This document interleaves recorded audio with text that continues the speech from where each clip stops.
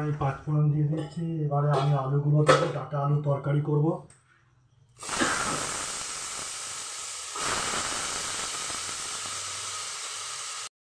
আলুটা ভাজা হয়ে গেছে, এবারে আমি মশলা দিয়ে দিলাম,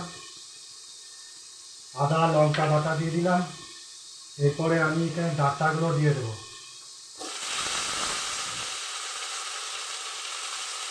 ডাটাগুলো দিলাম, তার সাথে আমি হলুদ জিরে আর ধনে দিয়ে দিলাম।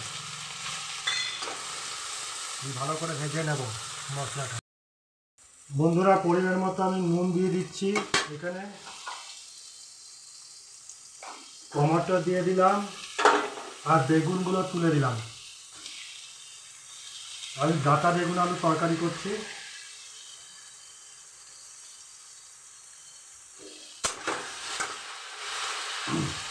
নেড়ে আমি ঢাকা দিয়ে দিলাম।